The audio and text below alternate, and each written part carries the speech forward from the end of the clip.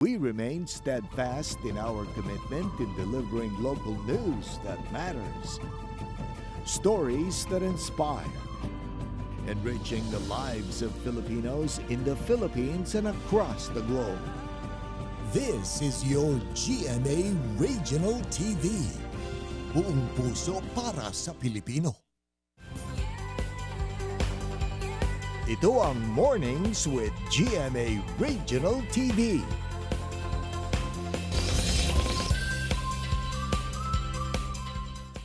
Magandang umaga, ito ang Mornings with GMA Regional TV. Hatid namin ang mahalagang lokal na balita mula sa Luzon. Ayan ang good morning partner. Good morning sa iyo, partner. Araw ng Miyerkules, ngayon ay Date ba? Maulan ba? September 6. September 6. Iniisip ko nga Ano ba sasabihin ko? Petsa ba o yung panahon ngayon? Kasi hindi nagbabago Uy, may habagat pa rin partner Ako naman. May habagat pa rin mga kapuso dahil may pag-ulan. Sa Pangasinan, wala pa rin pasok ngayong araw. Preschool to senior high school, sa mga public at private school sa Basista, sa Binmalay, dyan sa Calasiao. Sa Lingayen naman, all levels ang walang pasok habang sa Dagupan City, mga public school lamang sa preschool hanggang senior high school ang walang pasok. Nako, bukod dyan na partner, hatid pa rin natin ang mga good vibes at nakakangiting balita. Mamaya, makakapanayam natin ang Japanese trio ni Sky Garden. Japanese by heart, pero Filipino. Japanese by blood, pero Filipino by heart. At ang galing nila magsalita ng Tagalog at Ilocano. Nako, mamaya abangan natin yan, partner. Narito na ang mga unang balita.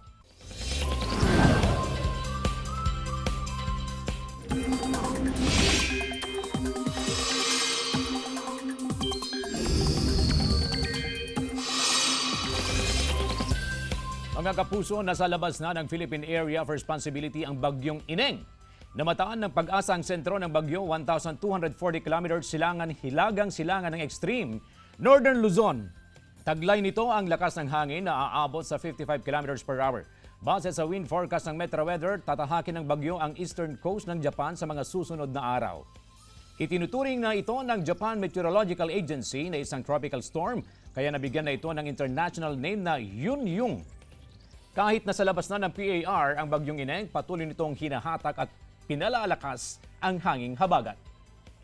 Dahil nga sa habagat, matataas ang alon ngayon at delikado sa maliliit na sasakyang pandagat ang pumalaot sa mga dagat sakop ng Ilocos Region, Zambales, Bataan, Batanes at Northern Coast ng Cagayan, kasamang mga isla ng Babuyan.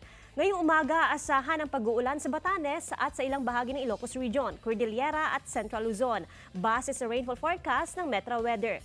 Ulanin na ang iba pang panig ng Luzon pagsapit ng hapon. May nakikita kayong nagkukulay orange at red sa mapa. Ibig sabihin, posible ang heavy to intense rain sa ilang lugar na maaring magdulot ng baha o landslide. Kaya maging alerto mga kapuso. Sa drone video ng residenteng si Dexter Perez, makikita ang malawak na baha sa Barangay Talibao sa Calasiao, Pangasinan. Pahirapan ang paglusong sa baha ng mga residente. Kahit bumaba na ang antas ng tubig sa Marusay River, 8 barangay pa rin sa bayan ang binabaha. Ayon sa Calasiao MDRRMO, may ilang barangay road ang hindi passable dahil sa baha. Patuloy ang pag-iikot ng MDRRMO sa mga barangay maging sa mga binahang paaralan sa bayan.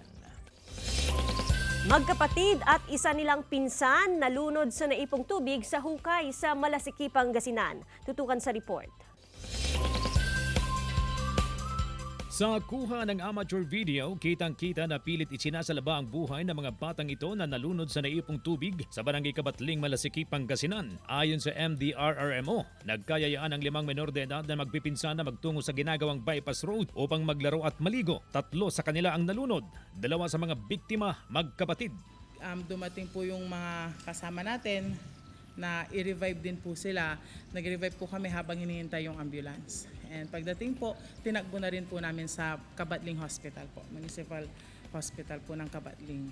Nakilala ang mga biktima na sina Renald Matthew Castro, 8 taong gulang, Richard Dean Castro, 9 na taong gulang at ang pinsan nilang si Prince Rod Montemayor, 9 anyos, pawang residente ng Barangay Poblasyon ng nasabing bayan. Hindi ko lubos maisip na ganun palang nangyari na nakapunta po sila sa Masakit po. Pag-uusapan ng Barangay Council at MDRRMO ang paglalagay ng karatula o bakod sa construction site upang hindi mapasok ng mga bata. Nalunod ang 48 anyos na lalaki habang naliligo sa irikasyon sa Barangay Anolid, Mangaldan, Pangasinan. Ayon sa pulisya, nasa impluwensya ng alak ang biktima nang mangyari ang insidente. Sinusubukan pa ng GMA Regional TV 1 North Central Luzon na makuhanan ng pahayag ang kaanak ng biktima. Allegedly, under influence of liquor, po daw niya yung damit niya at tumalon po sa irrigation canal, parang maliligo. Hindi niya na-control yung sarili niya, inagos po siya. CJ Torida para sa Mornings with GMA Regional TV. Agaw pansin ang tambak ng basura sa gilid ng kalsada sa Barangay 2 and 3 sa Dagupan City. Apektado ang mga residente at motoristang napapadaan sa lugar, pati ang mga negosyante na nakapwesto roon. Ayon sa Barangay Council, nagsisilbing MRF ang lugar. Araw-araw ang paghahakot ng basura pero ang problema raw, tila hindi nauubos. Dahil na rin sa mga basurang itinatapon ng mga hindi naman residente sa lugar. Hiling ng Barangay Council sa Waste Management Division, baguhin ang schedule ng paghakot ng basura mula sa MRF. Ilang retailer sa Ilocos Sur umalma sa price ceiling ng bigas. Ang detalye sa report na Ivy Hernando. Kasabay ng pagpapatupad ng price ceiling sa bigas, naglabas ng sentimiento ang ilang rice retailers sa Ilocos Sur. No kumanday di taga NFA nga ila kumi. So balin mai kwami DJ 41 kan 45. Kung sa kwentahan raw ng mga retailers, so 1,200 pesos na pagbili nila sa 25 kilos na regular milled rice, 48 pesos ang lumalabas na presyo kada kilo. Pero kung ibebenta raw nila ito sa 45 pesos, alinsunod sa itinakdang executive order, wala na raw kita, hindi pa napalabas ang kanilang puhunan. Sa Abra, hindi raw nagbebenta ang ilang rice retailers ng regular milled rice na mabibili ng 41 pesos at well-milled rice na mabibili ng 45 pesos dahil wala pa sila mapagkuhanan ng supply sa mga nasabing klase ng bigas. Nananatiling mga premium grade rice ang kanilang paninda na ang presyo ay 52 pesos hanggang 56 pesos ang kada kilo. Doble dagok naman daw sa mga magsasaka sa Ilocos Norte ang price ceiling dahil hindi pa raw nila nababawi ang kanilang gastos sa mga nasirang palay bunsod ng nagdaang bagyo. Mahigpit ang monitoring ng lokal na pamahalaan ng Gapan City sa pagpapatupad ng price ceiling sa bigas. Katuwang ng LGU ang DTI at DA sa monitoring. Sumunod naman ang mga rice retailers sa pamilihang bayan ng San Leonardo, Nueva Ecija. Sa Pampanga, hirap din ang sitwasyon ng mga magsasaka. 2 linggo na daw silang hindi nagtanim dahil sa baha na dulot ng walang tigil na ulan at wala na rin daw kita. Apektado sila sa price ceiling ng bigas na iniutos ng pamahalaan. Inaasahan na raw ng mga magsasaka sa Pangasinan ang pagkalugi dahil sa pagpapatupad ng price ceiling. Nananatili kasing mataas ang presyo ng pataba. Papabor lamang daw sa kanila ang price ceiling kung bababa ang presyo ng pataba. Sa Isabela, nangangamba ang mga magsasaka na bagsak presyo ang bili ng mga trader sa palay dahil sa price ceiling. Nasa 16 pesos hanggang 23 pesos daw kada kilo ang bili ng mga trader sa kanilang palay na posibleng bababa pa dahil sa price cap. Ivy Hernando para sa Mornings with GMA Regional TV. Nagmistulang Spider-Man na nakasabit sa pader ang 3 lalaki sa isang convenience store sa Barangay Fortuna, Florida Blanca, Pampanga. Palabas na sana ang 3 lalaki mula sa bubong ng tindahan ng maaktuhan ng mga otoridad. Ayon sa PNP, nakatanggap sila ng tawag mula sa 911 matapos mamonitor ng management ang insidente ng pagnanakaw sa kanilang CCTV. Nakuha sa mga suspect ang isang caliber 45 pistol, 5 sachet na naglalaman ng hinihinalang shabu, 3 pry bars, 2 iron scissors at isang tali na nasa 20 metro ang haba. Na-recover din mula sa mga suspect ang mahigit 69,000 pesos na halaga ng perang natangay mula sa mga cash box. Mahaharap sa kaso ang mga suspect. Patay ang 51 anyos na si Robert Mendoza, residente ng Barangay 22 San Andres, Lawag City, matapos masagasaan ng motorsiklo sa kalsadang malapit sa kanilang bahay. Kinilala ang rider ng motorsiklo na si Edward John Guillermo, 21 anyos, residente ng Barangay 2 Anao, Pidig, Ilocos Norte. Ayon sa pulisya, mabilis ang patakbo ng rider at nasa impluwensya ng alak. Nagtamo rin ng sugat ang rider na nagpapagaling ngayon sa paggamutan. Wala pa siyang pahayag.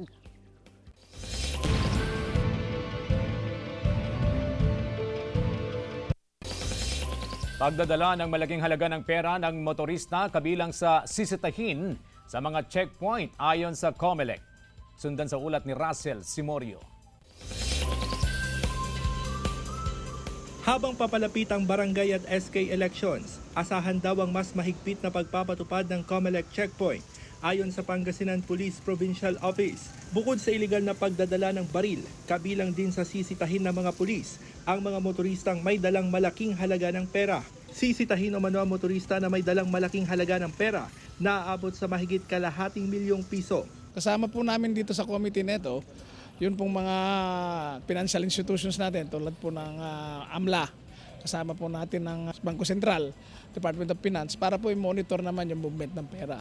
So kung may dala po kayong malaking halaga at makikita in plain view, tatanungin po kayo kung saan nyo gagamitin yan. Ayon sa COMELEC, ginagawa ito kontra vote buying. Pero hindi nito sakop ang mga motoristang bahagi ng kanilang trabaho ang pagdadala ng malaking halaga ng pera. Pero dapat may maipakitang Certificate of Employment at Company ID. At isa ito na hakbang ng COMELEC. We are trying our best na somehow ma-regulate yung mga ganito activities. Anong pangalan ito? Para masustain natin yung peacefulness ng Pangasinan, kaya mayroon pa rin yan. Establish pa rin yung mga border natin. Paalala ng otoridad sa mga motorista, magbaon ng mahabang pasensya sa biyahe dahil sa mga dadaan ng checkpoint. Russell Simorio para sa Mornings with GMA Regional TV. Kakaibang cloud formation na mataan sa Lucban, Quezon. Tunghayan sa report. Tanaw na tanaw sa bahaging yan ang Mayhay Lucban Quezon Road ng kakaibang hugis ng ulap na yan. Kwento ng uploader na si Jason, galing siyang Binyan, Laguna at pauwi na sa Mauban, Quezon nang mapahinto sa pagmamaneho ng motor. Hindi raw niya napigilang kuhanan ng litrato ang agaw pansing cloud formation. Nakakamangha nga po kasi alam po namin na ulap talaga siya. Pero yung formation lang po talaga, nabighani nga po kami, gawa na po yung formation niya ay para talagang tornado. Napakalawak niya. Hindi naman daw siya natakot nang namataan ito. Pagkamangha ang naging komento ng ilang netizens sa kakaibang forma ng ulap. Ayon sa eksperto, lenticular cloud ang tawag sa cloud formation na ito. Nakadalasang nabubuo sa taas ng mga bundok dahil sa direksyon ng hangin. Dahil sa layered nitong hitsura at malalenting hugis nito, kadalasang napagkakamalan pang UFO. Actually, makikita yung tabi na po nun, yun yung Banahaw. Bundok Banahaw na po yung katabi ng flood formation. Nabubuo raw ang lenticular clouds umaga man o gabi. May mga kaso at sightings din ito sa mga flat terrain o patag na lupain. Wala raw pag-ulan sa lugar ng namataan ito. Sadyang maulap lang daw ang papawiri ng sandaling iyon. Paul Hernandez para sa Mornings with GMA Regional TV. Magbabalik ang Mornings with GMA Regional TV.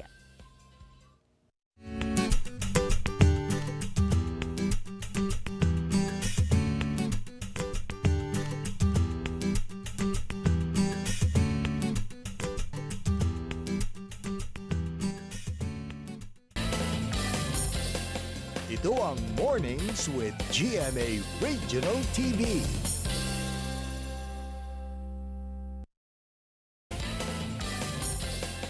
Ito ang Mornings with GMA Regional TV.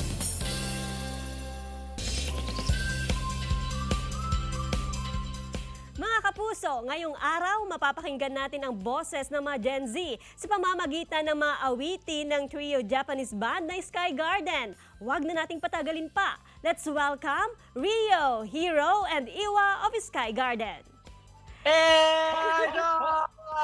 Hello! Good morning, guys! And welcome to Mornings with GMA Regional TV. Agyaman na unay-unay. Konnichiwa, what's up? Naragsak na nga aldaw kada kayo amin. Wow! Aldaw. Ginulat niyo ako doon na. Akala ko hindi kayo prepared. Ang dami niyo palang alam na Ilocano words. My name is Rio po, Iwa, and Hiro. And we are Sky Garden. Many are curious, especially now that you have Filipino fans. How did you start as recording artists in the Philippines under the Alt G Records, a sub-label of GMA Music? Thank you very much po, Joanne San. So, we started po as a content creator, Japanese. Parang our concept is Japanese becoming Filipino last year. And we have several videos naging viral po. And then, so, pwede po ako magkwento? Okay lang po ba? Yes, go ahead, go ahead. Yes po. So, we started po kasi as a content creator dahil before, we were working as a businessman po in Japan. And, but pandemic came, COVID came, nawalan po sila ng trabaho. They got cut off. Ito si Iwa and Hiro. Yes. Nawala po sila ng trabaho. And they got depressed. So, they got sad. So, I listened to their stories and nakakasad nga po talaga. So I decided to forcefully bring them here in the Philippines to get influenced by Filipino. Ang fluent niyong magsalita ng Filipino, magtagalog, pero gaano na ba kayo katagal sa Pilipinas at ano yung nagustuhan niyo rito? Okay po, so ako po kasi I'm half Japanese, half Filipino. Kaya marunong po talaga ako magtagalog because I have, yung nanay ko po, taga Isabela. Kaya pala. Ilocano sila sa Isabela. Yes po. And then, yun nga po, I have a lot of cousin kaya marunong po ako magtagalog. And Iwa and Hiro, they are pure Japanese. Yes. Isang taon po sa Philippines. Balita ko rin, kaka-release lang na inyong new single na Kokowa or short for Kukuru Kara Aishiteru, which means I love you from the bottom of my heart. Ano bang inspirasyon nyo sa kantang ito?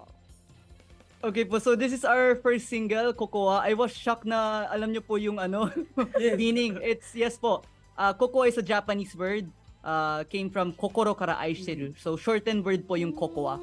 So it's not C-O-C-O-A, K-O-K-O-A po siya. It means I love you from the bottom of my heart. So yung kanta po to, actually it was based from Iwa's, nung nasa Japan po kami, when friends po kami, and it's about love life ni Iwa. That's the background of the music. So may hinahabol siyang isang babae, student, classmate po namin siya, and he loves her talaga. Mahal na mahal niya, ginawa niya lahat para sa kanya. Nagbigay pa ng bulaklak, nagsisend ng messages with emoji. Ginawa niya lahat pero hindi natupad. So yan po yung yung kanta. Actually, I'm really happy about it kasi at least naging kanta. pag natupad po, wala po yung Kokowa. So at dahil nandito na rin kayo, pwede ba kayong mag-sample sa amin ng Kokowa song? Oh, really? Sample. Wala! Gita. Ito pala! Gita, I have pala. Okay. Chorus po ng Kokowa. Okay, chorus. 1, 2. Sana ay makita mo rin ang aking tunay na nararamdaman. Sana ay makita mo rin na tunay na aking pag-ibig sa'yo.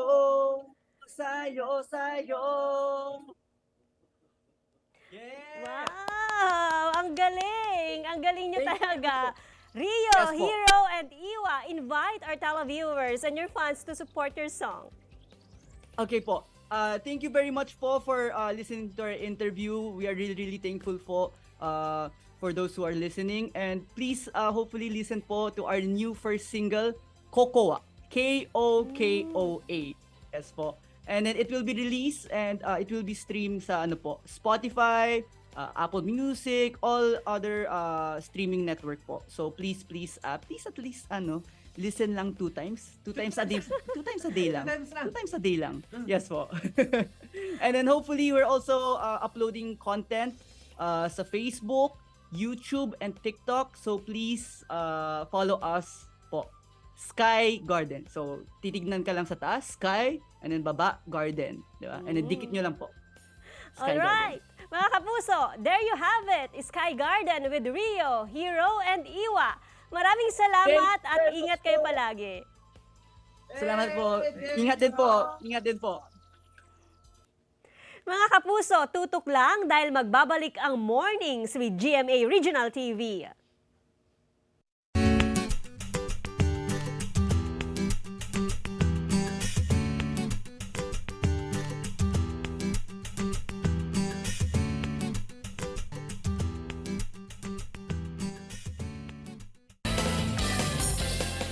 Ito ang Mornings with GMA Regional TV.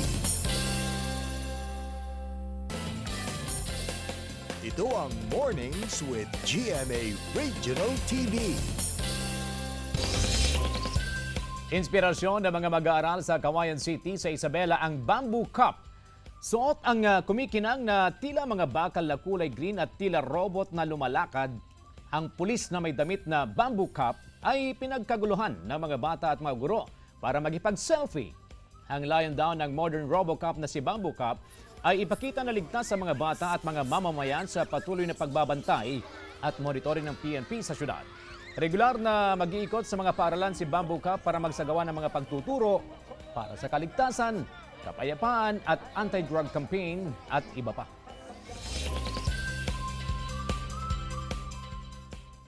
South African government pinabulaanan ng aligasyon ng arms transfer sa Russia. At 43rd ASEAN Summit nagsimula na sa Jakarta, Indonesia. Tunghayan sa Globalita. Pinabulaanan ng South African government ang aligasyon ng Estados Unidos na nagsusuplay ang bansa ng armas sa Russia. Sa pahayag ni South African President Cyril Ramaphosa, malaking kasiraan daw ang aligasyon sa reputasyon at ekonomiya ng bansa, kaya niya ito binigyang linaw. Sa investigasyon, wala raw sapat na ebidensya na ang cargo vessel na Lady R ay nagpupuslit ng armas sa Russia. Sa halip, nadiskubre raw na ang naturang barko ay may consignment deal na armas mula sa Russia naman papasok sa South Africa noong 2018.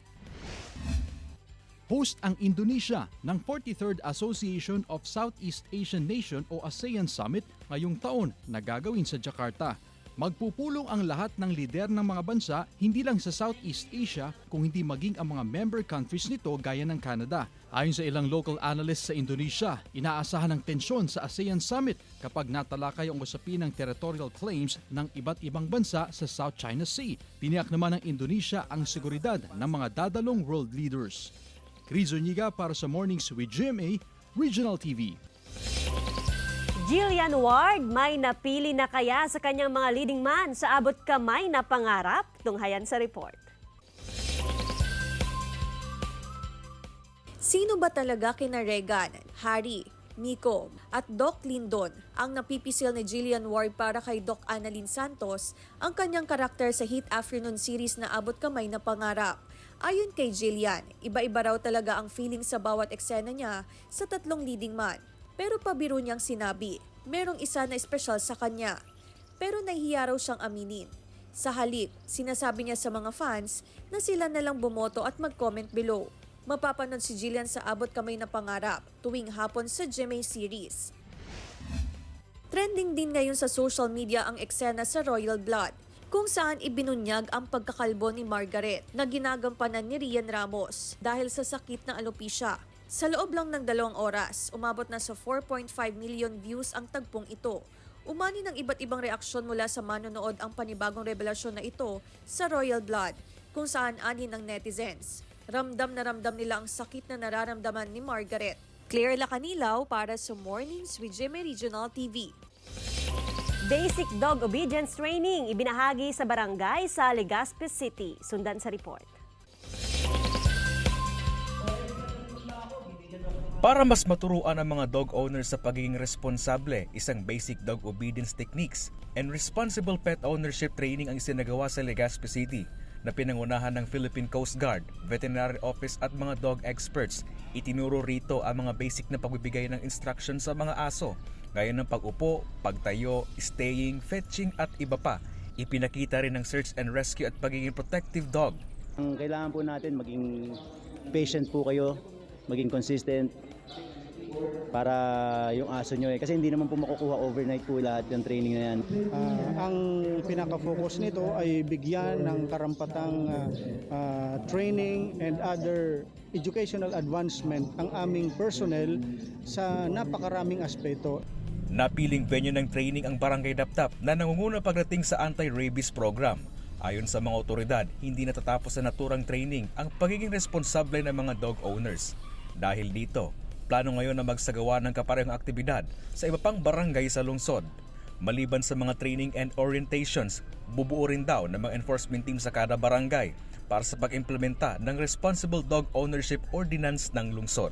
Chris Novello para sa Mornings with GMA Regional TV. Mga kapuso, gagawin naming mas inspiring ang inyong morning dahil oras na para sa ating hashtag Morning Feels.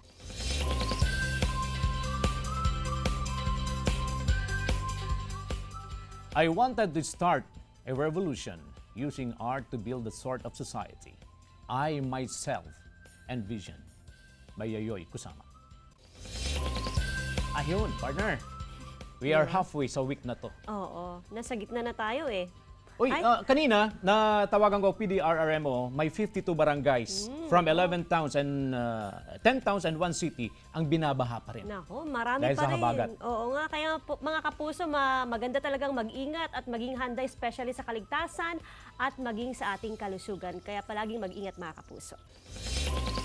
Maraming salamat mga kapuso sa pagtutok sa Mornings with GMA Regional TV. Samahan niyo kami mula Lunes hanggang Biyernes. Ako po si Joanne Punsoy. Maaaring mapanood ang ating episode sa www.gmaregionaltv.com at mag-subscribe sa official YouTube channel ng GMA Regional TV. Ako po si CJ Torida, buong pwersa para sa mas malaking misyon at mas malawak na paglilingkod sa bayan.